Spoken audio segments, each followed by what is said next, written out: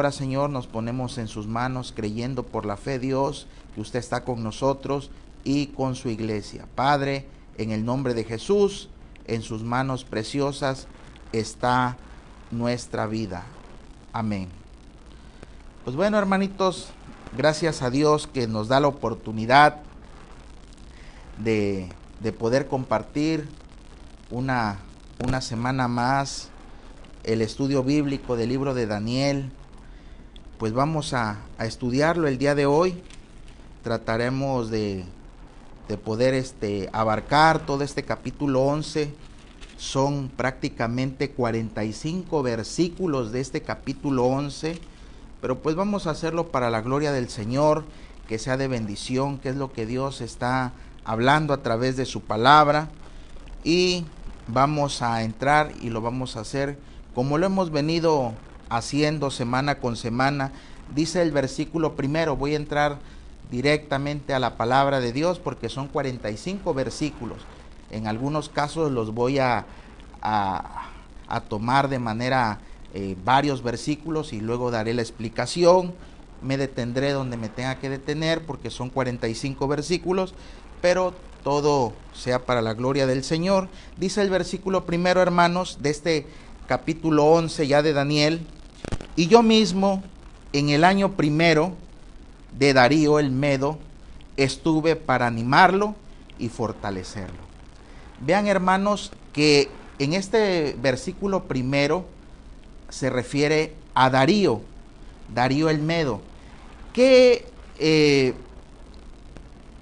vivencia o qué experiencia había tenido Daniel con Darío el Medo? ¿Qué experiencia había tenido? Si ustedes recuerdan, en el capítulo 6 o 7, Daniel había tenido una experiencia. ¿Se acuerdan que lo habían echado al foso de los leones?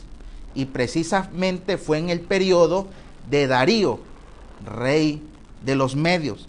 Entonces, vean aquí, hermanos, que como en el libro de Daniel trae en el capítulo anterior, en el capítulo 10, se refería a Ciro, rey de Persia. Pero ahora en este capítulo 11 se refiere a Darío, el Medo. Y la experiencia que había tenido Daniel con Darío era cuando había sido echado al foso de los leones, y ahora surge nuevamente aquí en este capítulo 11. Y cuando dice, y yo mismo en el año primero de Darío, no se refiere a Daniel, se refiere al ángel del Señor cuando dice, estuve para animarlo y fortalecerlo. ¿A quién? A Darío el Medo.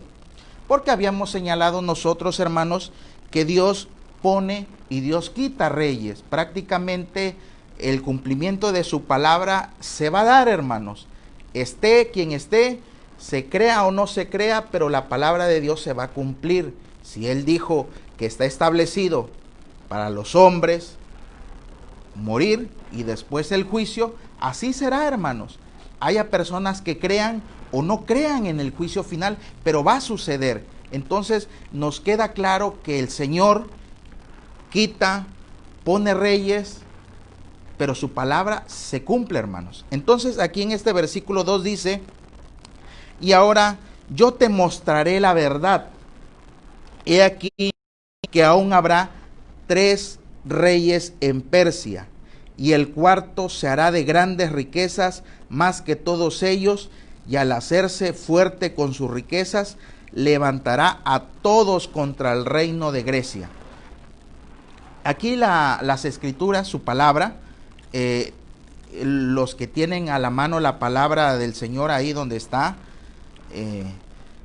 tiene en el título los reyes del norte y del sur. Así viene en letras negritas en su escritura, en su Biblia viene los reyes del norte y del sur. Y prácticamente este capítulo 11 vamos a estar viendo una lucha constante entre los reyes del norte y los reyes del sur, pero lo vamos a ver detalladamente. Y dice aquí, vean, hermanos, que como todo, desde que iniciamos a estudiar nuestro libro de Daniel, empezamos reinos, del sueño que tuvo Nabucodonosor, luego la visión que tuvo Daniel acerca de los reinos, acerca de Babilonia, acerca de Medo y Persia, acerca de Grecia, acerca de Roma. Vean, hermanos, que todo está esto íntimamente relacionado y no es ajeno a todo lo que hemos estudiado. Aquí vamos a estudiar en este capítulo 11 prácticamente todo el reino medo-persa. ¿Qué sucede? Vamos a verlo aquí. Dice que se levantarán 3 reyes en Persia y el cuarto se hará de grandes riquezas. Y estudiando un poquito de historia, hermanos, porque cuando se escribe esta profecía es para el pueblo de Israel y también, como lo hemos venido señalando, esto cuando se lo revela Dios a Daniel, pues era para el futuro. Pero pues ya pasaron muchos años, hermanos, y prácticamente esto ya no es el futuro, ahora es el pasado, ahora es historia, pero ya tuvo cumplimiento. Eso significa que fue una palabra de Dios, porque la palabra de Dios se cumple, como dice en Mateo 24:35, el cielo y la tierra pasarán, pero mis palabras no pasarán. Entonces vean, hermanos, cómo es que toda la palabra de Dios se ha ido cumpliendo, y ahí menciona de 3 reyes y dice que el cuarto se va a hacer fuerte con riquezas y levantará a todos contra los reinos. Leyendo un poquito, el primer rey se llamó Cambises. Eso fue en el año 529 antes de Cristo. Imagínense, hermanos. El segundo rey de Persia fue Pseudo-Esmerdis, año 522 antes de Cristo. El tercer rey de Persia fue Darío. Istaspes fue 521 antes de Cristo. Y el cuarto rey que señala aquí Daniel en este pasaje del versículo 2 se refiere a Jerjes, año 480 antes de Cristo. Vean, hermanos, cómo del periodo que Daniel lo escribe y del cumplimiento, pues fue en el pasado, para el futuro, pero ahorita ya lo estamos viendo como historia. Entonces dice el versículo 3, se levantará luego un rey valiente, el cual dominará con gran poder y hará su voluntad. ¿Qué pasa, hermanos? Nosotros habíamos estudiado en el capítulo 8 de Daniel acerca de Alejandro Magno, que era, pues era un emperador griego, que prácticamente después de que los medos y los persas su reino fuera pasado, llegó el reino de Grecia, y el reino de Grecia fue representado por Alejandro Magno. Y vea lo que dice en el versículo 3, se levantará luego un rey valiente, el cual dominará con gran poder y hará su voluntad. Eso significa que pues prácticamente fue, ya lo habíamos estudiado en el capítulo 8, habíamos señalado que Alejandro Magno fue un joven guerrero, que prácticamente a sus 25 años ya él estaba siendo un emperador, había conquistado reinos, había avanzado muy rápido, tan es así que cuando Daniel ve la visión, lo equipara a con alas, a una bestia con alas, y las alas significan velocidad, rapidez. Eso significa que Alejandro Magno era rápido, iba conquistando reinos de manera muy rápida, era un gran guerrero. Tan es así que a los 25 años se constituyó en el trono, prácticamente representando a Grecia y arrasando con los medos y con los persas. Y vean, hermanos, y dice el versículo 4, pero cuando se haya levantado su reino, será quebrantado y repartido hacia los 4 vientos del cielo, no a sus descendientes, ni según el dominio con que él dominó, porque su reino será arrancado y será para otros fuera de ellos. Vean, hermanos, prácticamente esto es como que el resumen de lo que estuvimos viendo, estudiando y predicando, para que vean que tiene una relación y una coherencia de los acontecimientos que sucedieron, para que lo que nosotros estudiamos en los capítulos anteriores tiene cumplimiento ahora prácticamente ya en el capítulo 11. Entonces vemos aquí que cuando este Alejandro Magno muere, dice la historia que Alejandro Magno murió a la edad de 33 años. Imagínense, hermano, muy joven, demasiado joven. Eso significa que avanzó muy rápido en la conquista de los reinos, pero murió también muy joven. Vea, cuando Alejandro Magno toma el control del reino, lo toma en los años 335 antes de Cristo, y cuando muere en el año 323 antes de Cristo. Cuando él muere, ¿qué pasa? No le sucede como suceden en los reinos cuando los hijos toman el lugar de los padres. No, cuando muere Alejandro Magno, ahí lo dice la palabra en el versículo 4, su reino será quebrantado y repartido hacia los cuatro vientos. Ninguno le sucedió en el reino, es decir, no dejó herencia en el reino, sino se levantaron 4 reyes, y eso también lo explicamos en los capítulos anteriores, pero esto es bonito porque la Biblia se va explicando de lo que habíamos hablado anteriormente, y dice este versículo 4, ese imperio de Grecia, después de la muerte de Alejandro Magno, se dividió en 4 reinos. El primero fue Casandro. Casandro se quedó con Macedonia. Lisímaco se quedó con Asia Menor, que es Turquía. Seleuco Nicanor se quedó con Siria y el resto del Medio Oriente. Y Ptolomeo se quedó con Egipto. Entonces, hermanos, para efectos de nuestro estudio bíblico del día de hoy, nos vamos a situar solamente de esos 4 reyes, de esos 4 reinos, nos vamos a situar solamente con 2, con Siria y con Egipto. En Siria reinaba Seleuco Nicanor y en Egipto reinaba Ptolomeo. ¿Por qué? Eso va a representar nuestro título prácticamente del capítulo 11, cuando dice los reyes del norte y los reyes del sur. ¿Quién es el rey del norte? El rey del norte está representado por Siria, por Seleuco Nicanor, y el rey del sur, Egipto.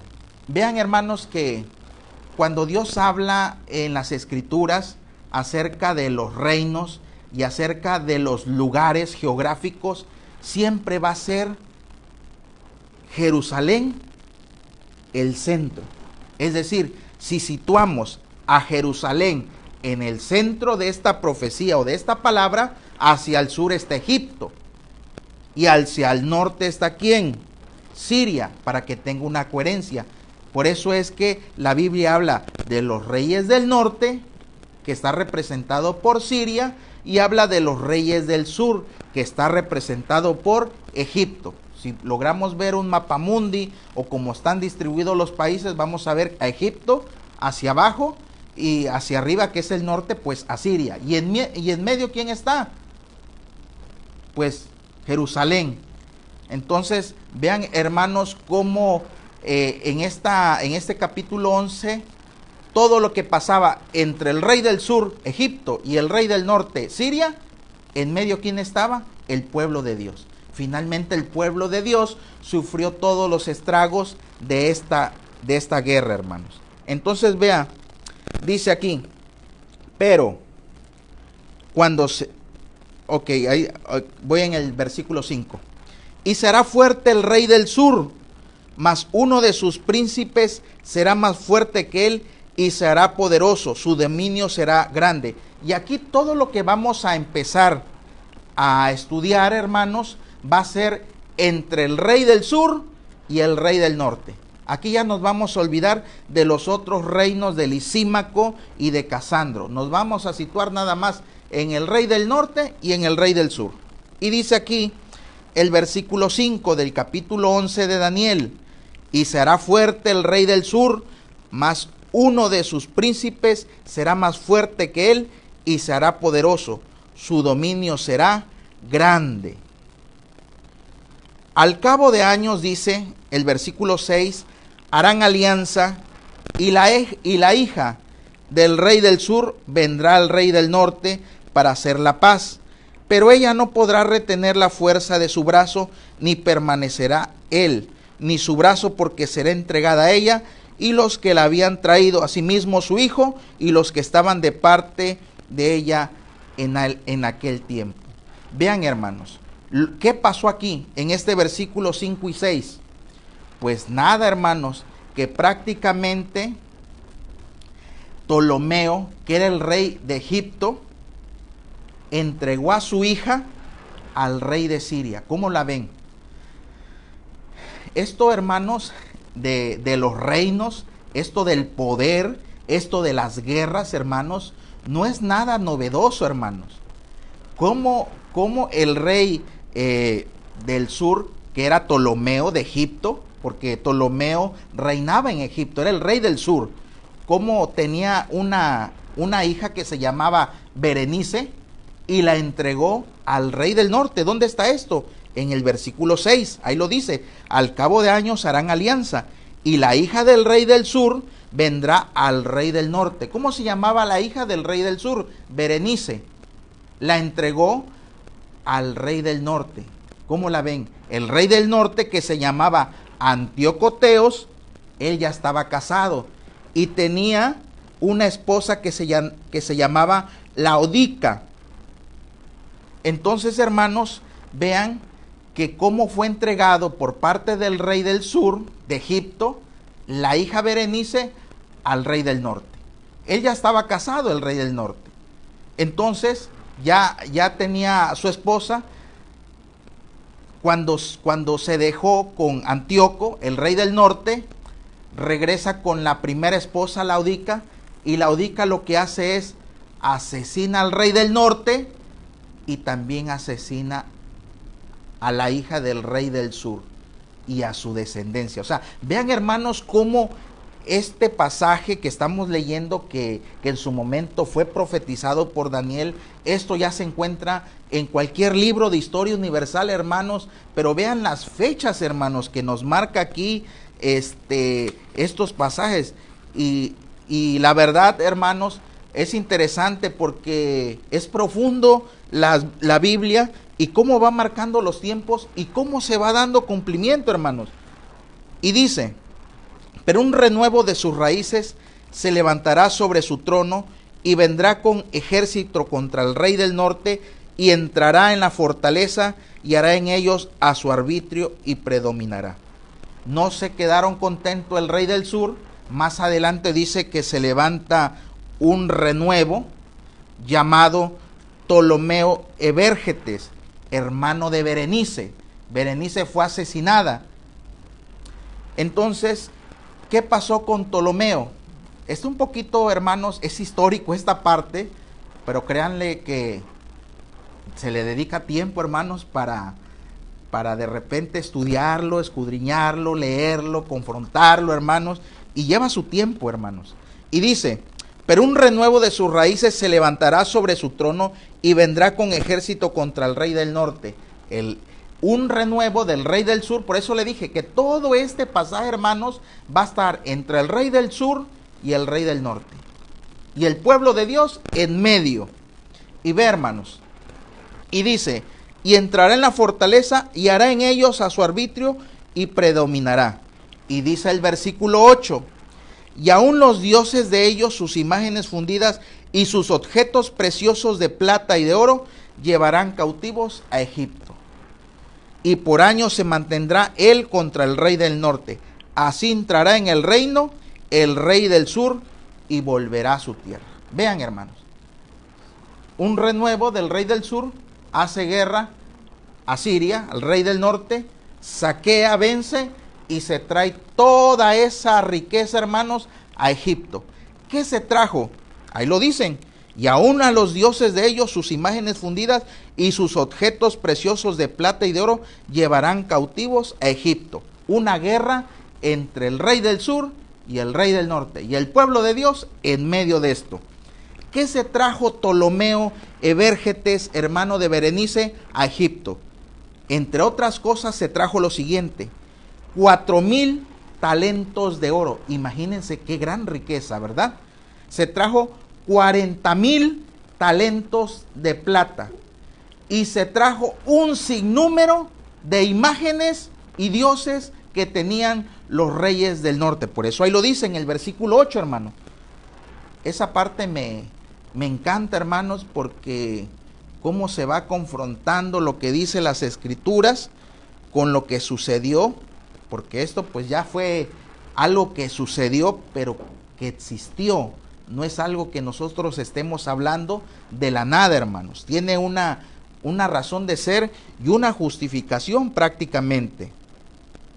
Y dice el versículo 10: mas los hijos de aquel se airarán y reunirán multitud de grandes ejércitos, y vendrá apresuradamente e inundará y pasará adelante. Luego volverá y llevará la guerra hasta su fortaleza. Todo lo que sucede aquí, versículo 11, por lo cual se enfurecerá el rey del sur y saldrá y peleará contra el rey del norte, y pondrá en campaña multitud grande, y toda aquella multitud será entregada en su mano.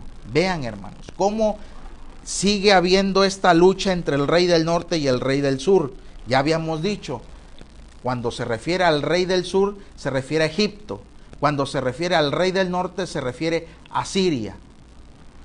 Y al llevarse él a multitud, se elevará su corazón y derribará a muchos millares, mas no prevalecerá. Y el rey del norte volverá a poner en campaña una multitud mayor que la primera, y al cabo de algunos años vendrá apresuradamente con gran ejército y con mucha riqueza. Finalmente el rey del norte vence esta guerra que tenía contra el rey del sur, y dice el versículo: en los tiempos se levantarán muchos contra el rey del sur, y hombres turbulentos de tu pueblo se levantarán para cumplir la visión, pero ellos caerán.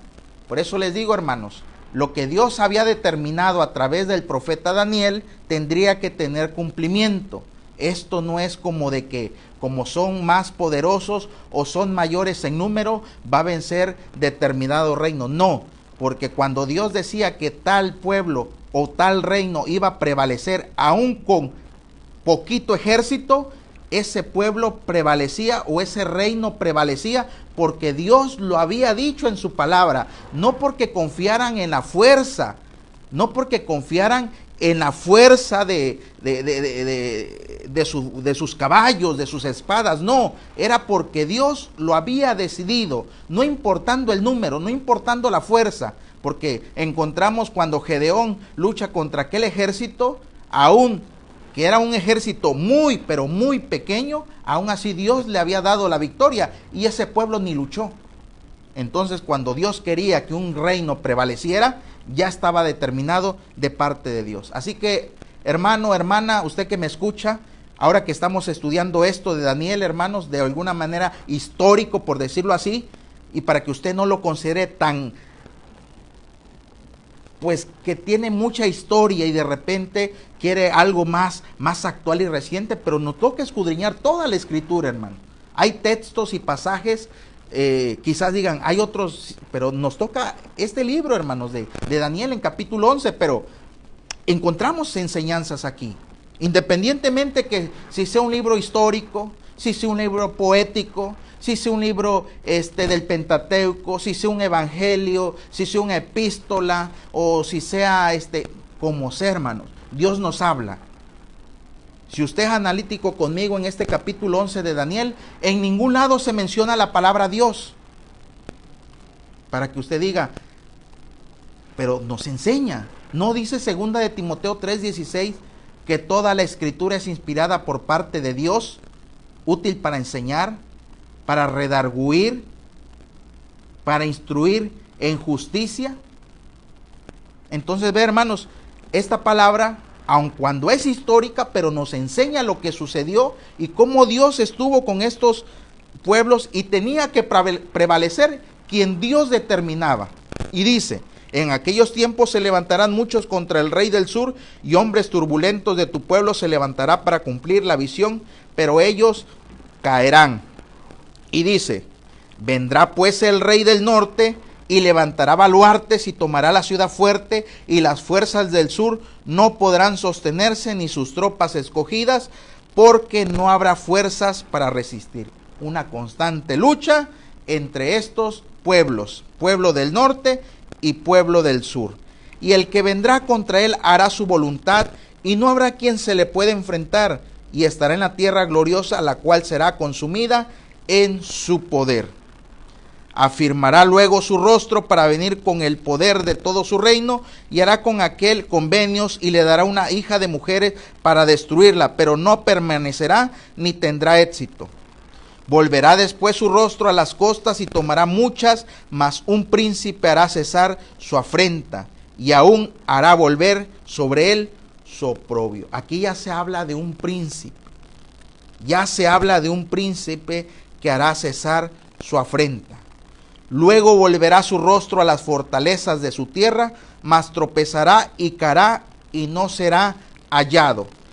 Y dice el versículo 20, y se levantará en su lugar uno que hará pasar un cobrador de tributos por la gloria del reino, pero en pocos días será quebrantado, aunque no en ira ni en batalla. Vea, hermanos, en esta constante lucha entre estos dos pueblos del norte y del sur, surge un personaje, el cual no es nuevo para nosotros. Su nombre, Antíoco Epífanes. En el versículo 21, y le sucederá en su lugar un hombre despreciable, al cual no darán la honra del reino, pero vendrá sin aviso y tomará el reino con halagos. Este personaje que se ubica en el versículo 21, hermanos, descendiente de los reyes del norte, se llama Antíoco Epífanes. Él llega al trono en el año 175 antes de Cristo. Es un personaje que señala que es despreciable, que vendrá sin avisos y tomará el reino con halagos. Esto lo estudiamos nosotros, hermanos, en el capítulo, si mal no recuerdo, en el capítulo 8 estuvimos estudiando un poquito de este personaje, Antíoco Epífanes. ¿Quién fue este personaje, hermanos? Antíoco Epífanes se le considera el anticristo del Antiguo Testamento. Así de ese grado, hermanos, se le ha catalogado a ese personaje. Antíoco Epífanes tomó lugar en el año 175 antes de Cristo. Todo esto, hermanos, que estamos leyendo y estudiando en Daniel, se escribe o le es revelado a Daniel por el Espíritu Santo, por el Espíritu de Dios, porque dice la Biblia que toda la escritura es inspirada por Dios, y Dios inspiró esta escritura. Y ve, hermanos, en qué periodo tiene cumplimiento. En el periodo que se le conoce como el intestamentario. ¿Cuál es ese periodo intestamentario? Entre el último libro del Antiguo Testamento, que se llama Malaquías, y el primer libro del Nuevo Testamento, que se llama Mateo. Entre Malaquías y Mateo, a ese periodo se le conoce como periodo intestamentario. Ahí pasaron grandes cosas que no están escritos en la Biblia, por una cuestión de que sucedió en ese periodo de años entre Malaquías y el Nuevo Testamento, y parte de eso tiene su cumplimiento o tiene su profecía aquí en este pasaje que estamos leyendo de Daniel. Y dice el versículo 22 y 23: las fuerzas enemigas serán barridas delante de él como inundación de aguas, será del todo destruidos junto con el príncipe del pacto. Y dice, y después del pacto con él engañará y subirá y saldrá vencedor con poca gente. Vean, hermanos, cómo se está refiriendo a este personaje Antíoco Epífanes. Estando la provincia en paz y en abundancia, entrará y hará lo que no hicieron sus padres, ni los padres de sus padres, botín, despojos y riquezas repartirá a sus soldados, y contra las fortalezas formará sus designios, y esto por un tiempo. Y despertará sus fuerzas y su ardor contra el rey del sur, porque acuérdense que él era del rey del norte.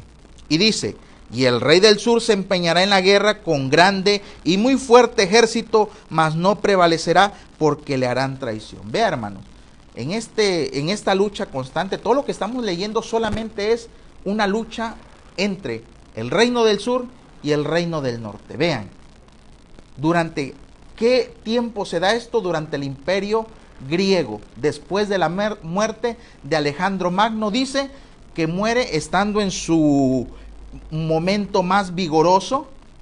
Esa luz es apagada de Alejandro Magno, no deja a ninguno en el poder. El reino se divide en 4 partes, lo habíamos señalado.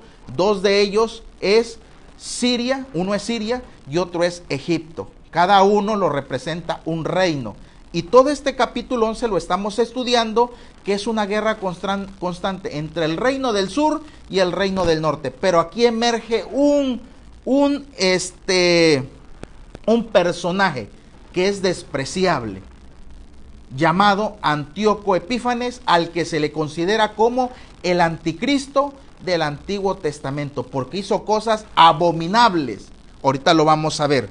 Y despertará sus fuerzas y su ardor contra el rey del sur con gran ejército, y el rey del sur se empeñará en la guerra con grande y muy fuerte ejército, mas no prevalecerá, porque hará traición.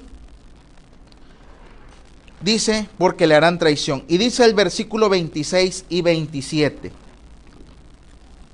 Aun los que coman de sus manjares le quebrantarán, y su ejército será destruido y caerá en muchos muertos.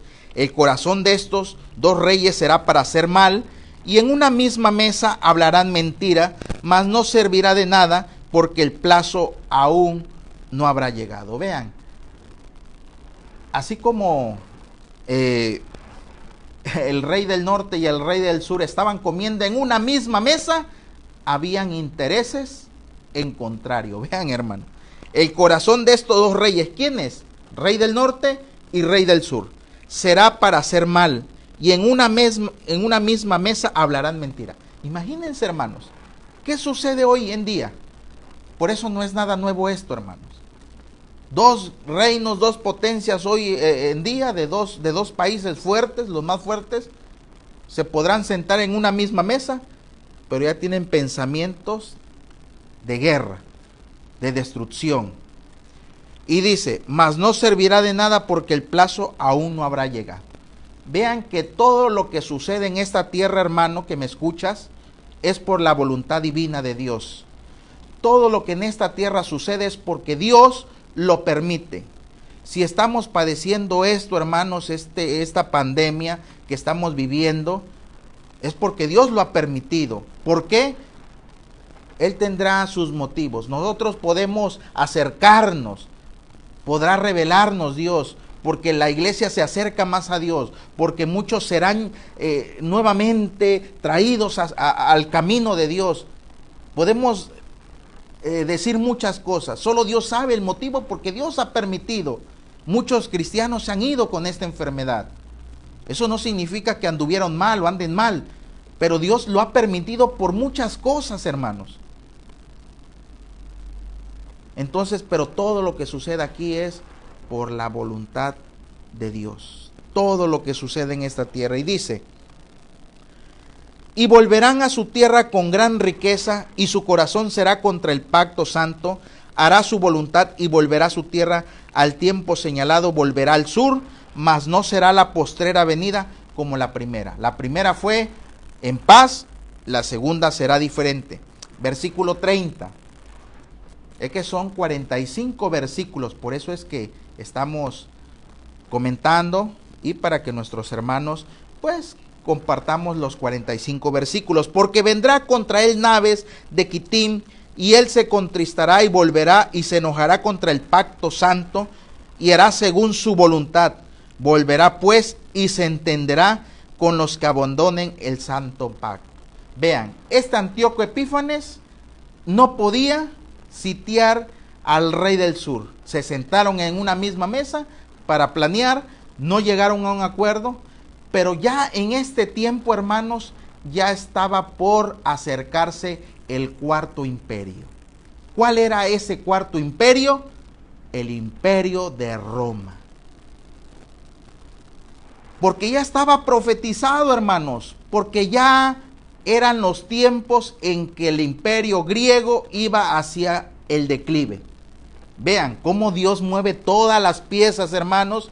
Babilonia, los medos persas, el imperio griego y posteriormente los romanos. Y ya en este versículo 30 dice, porque vendrán contra él naves de Quitín, y él se contristará y volverá y se enojará contra el pacto santo. Acuérdense, hermanos, que lo había señalado hace un momento. Siempre el pueblo de Dios se encontraba entre Egipto y Siria. ¿Quiénes eran los afectados? El pueblo de Dios. Todo lo que pasaba, el pueblo de Dios era el afectado. Y dice aquí, y se enojará contra el pacto santo y harán según su voluntad. Y dice el versículo 31, y se levantará de su parte tropas que profanarán el santuario y la fortaleza y quitarán el continuo sacrificio y pondrán la abominación desoladora.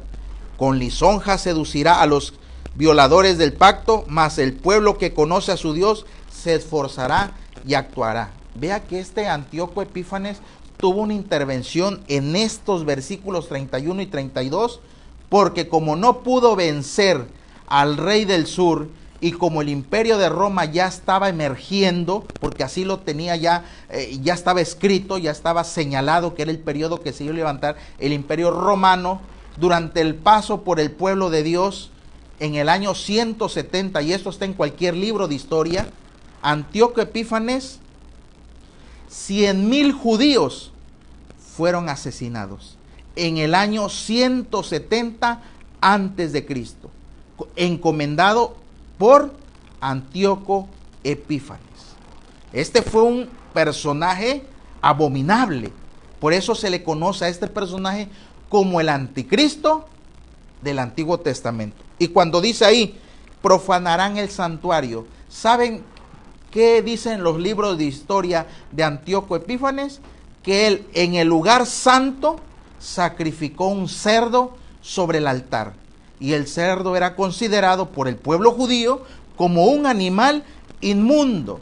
Y vean lo que hizo este personaje. Dice ahí, profanó el santuario. Ahí estaba escrito. Y no solo eso, dice que también colocó una imagen de Júpiter sobre el lugar santo.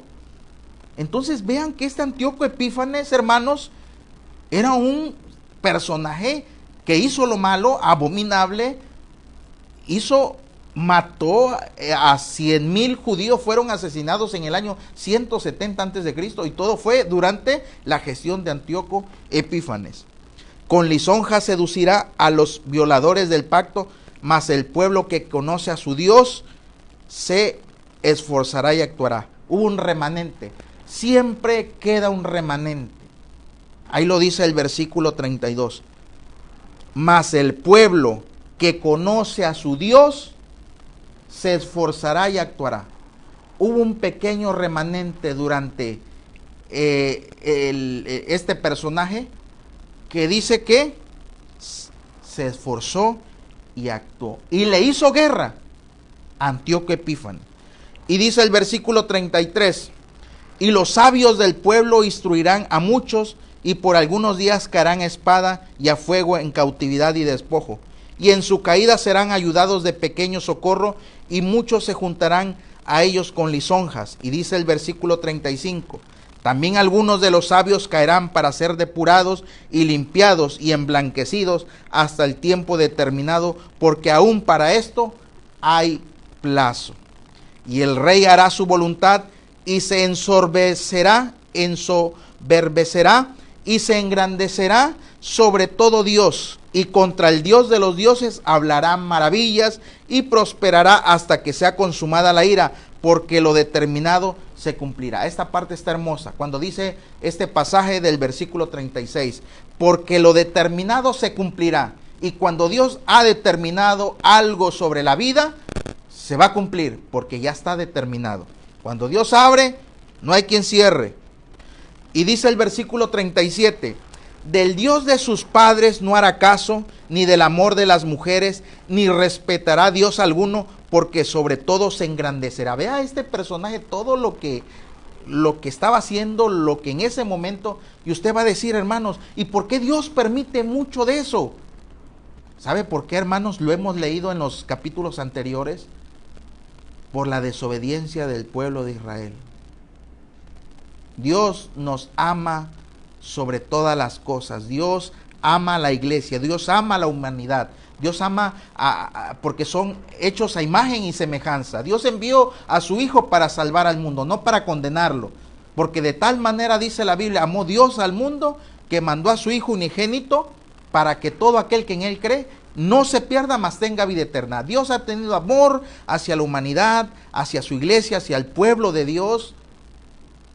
Pero nosotros somos los que nos hemos descarriados como ovejas que no tienen pastor.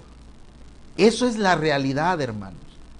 Nos cuesta decirlo, pero esa es la realidad. El ser humano se desliza más hacia lo malo, más hacia el pecado, más hacia la inmundicia. Y lo vemos desde los primeros, hermanos, desde las primeras vidas, la primera iglesia, el primer pueblo, cuando Dios escogió, rescató al pueblo de Israel de la esclavitud cuando estaba en Egipto, precisamente. Lo rescató de ahí porque era un pueblo que estaba oprimido, y dice la Biblia que Dios escuchó las oraciones de ese pueblo, porque Dios oye, Dios escucha. A ese Dios servimos, a ese Dios vivo.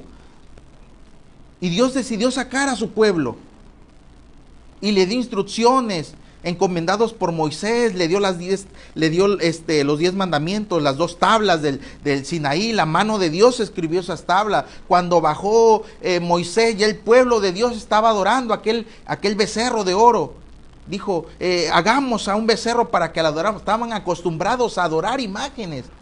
O sea, la naturaleza del pueblo de Israel era de dura cerviz, y aparte de dura cerviz, se inclinaba a la adoración de otros dioses. Entonces, ve, hermanos, siempre el pueblo de Israel deslizándose. Cuando estudiamos los libros, hermanos, cuando estudiamos Crónicas, primera y segunda, cuando Dios levantaba a un juez, era precisamente para eso, para que Dios hablara por medio del juez, impartiera justicia, y no solo eso, sino para que también los guiara a través de la presencia de Dios. Pero el pueblo hacía caso durante ese juez. Cuando ese juez estaba con vida, los llevaba, caminaba con ellos y ellos caminaban. Pero cuando el juez llegaba y moría, el pueblo de Israel se volvía otra vez a descarriar. Vean, hermano, cómo desde las primeras vidas ya el pueblo se deslizaba a lo malo, hermanos. O sea, no es un tema nuevo. Y dice, del Dios de sus padres no hará caso, ni del amor de las mujeres, ni respetará a Dios alguno, porque sobre todo se engrandecerá, mas honrará en su lugar al Dios de las fortalezas, Dios que sus padres no conocieron, lo honrará con oro y plata, con piedras preciosas y con cosas de gran precio. Con un Dios ajeno se hará de las fortalezas más inexpugnables y colmará de honores a los que le reconozcan, y por precio repartirá la tierra. Vean que era, aparte de ser abominable, también era un tipo que se ganaba la voluntad. Por eso dicen que es un prototipo de lo que será el anticristo del que vendrá. Por eso así se le conoce. Y dice versículo 40, pero al cabo del tiempo el rey del sur contenderá con él. Acuérdense que Antíoco Epífanes era de Siria, del rey del norte. Pero al cabo del tiempo el rey del sur, Egipto, contenderá con él, y el rey del norte se levantará contra él como una tempestad, con carros y gente de a caballo y muchas naves, y entrará por las tierras e inundará y pasará. Entrará a la tierra gloriosa y dice ahí, entrará a la tierra gloriosa y muchas provincias caerán, mas éstas escaparán de su mano, Edom y Moab, y la mayoría de los hijos de Amón. Extenderá su mano contra las tierras y no escapará el país de Egipto. Vean qué terrible era este personaje llamado Antíoco Epífanes, que representaba al reino del norte, el reino de Siria, contra el reino de Egipto, el reino del sur. Y en medio, ¿quién? El pueblo de Israel, que sufría todas las calamidades. Y dice, y se apoderará de los tesoros de oro y plata y de todas las cosas preciosas de Egipto, y los de Libia y de Etiopía le seguirán.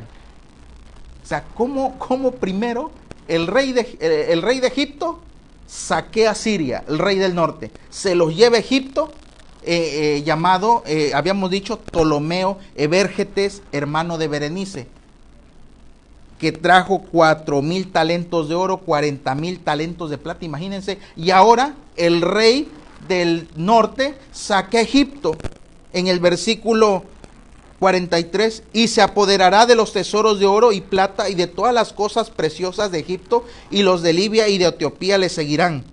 Pero noticias del oriente y del norte lo atemorizarán, y saldrá con gran ira para destruir y matar a muchos. Y dice el versículo 45, y plantará las tiendas de su palacio entre los mares y el monte glorioso y santo, mas llegará a su fin y no tendrá quien lo ayude. Es Antíoco Epífanes, su destino lo vimos en el capítulo, los capítulos anteriores. Dice que representaba también un cuerno pequeño, pero diferente al cuerno pequeño de la cuarta bestia, este Antíoco Epífanes, y fue precisamente vencido, fue vencido de parte de Dios, porque no lo mató, no fue herido en guerra, no fue herido por mano humana, sino fue herido por la mano de Dios. ¿Saben cómo murió este personaje que estamos estudiando, Antíoco Epífanes? Lo señalamos anteriormente en los capítulos anteriores. Fue herido de una enfermedad de parte de Dios, que dice que su cuerpo gedía en vida y se desprendía pedazos de carne. El cuerpo se engusanó en vida, para que vean lo que pasó con este personaje llamado Antíoco Epífanes, cuando dice, mas llegará a su fin y no tendrá quien le ayude, porque ya estaba determinado de parte de Dios lo que iba a suceder. Pues hermanos, con sé que es extenso, fue bastante histórico este capítulo 11, bastante extensivo, titánico también, hay que decirlo, pero pues ya lo estudiamos, hermanos. Esta disputa que tenía el rey del norte contra el rey del sur en ese periodo intestamentario, Siria y Egipto, anunciado por Daniel, sucedió tal como lo dijo Daniel, y hoy ya es historia, pero en su momento fue hacia el futuro, era una profecía, se cumplió, la voluntad de Dios se cumplió exactamente al pie de la letra, y hoy ya es una historia, lo leemos como historia, pero en su momento fue una profecía. Y vean, todo eso estuvo profetizado de parte de Dios. Pues hermanos, hemos llegado, el próximo capítulo es el último de Daniel, prácticamente es más corto, solamente son 13 versículos, y es un capítulo que está bastante relacionado, no solamente para el tiempo